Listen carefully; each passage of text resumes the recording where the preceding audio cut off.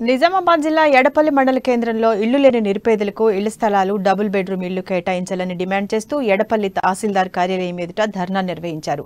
గ్రామానికి చెందిన వివిధ కాలనీల నిరుపేదలు తమ సమస్యలను తహసీల్దార్ శేఖర్ కు విన్నవించారు.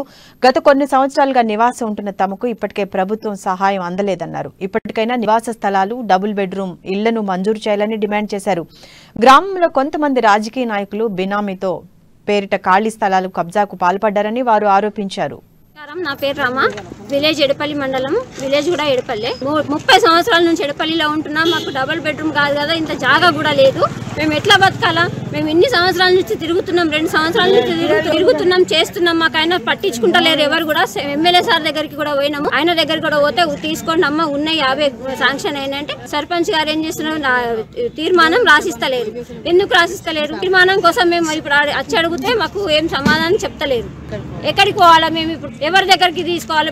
మళ్ళీ సార్ ఎమ్మెల్యే సార్ దగ్గరికి పోవాలా? మేము చేసి కొట్లాడాలన్నా సార్, లేకపోతే కలెక్టర్ దగ్గరికి పోవాలన్నా? ఎక్కడికి పోయినా మాకు న్యాయం దొరుకుతలేదు. రోడ్డు మీద సాగమంటారా? చచ్చిపోతాం. ఇప్పుడు రావడానికి కూడా రెడీగా ఉన్నాం. నమస్కారం, నా పేరు రామ, విలేజ్ ఎడపల్లి మండలం, విలేజ్ కూడా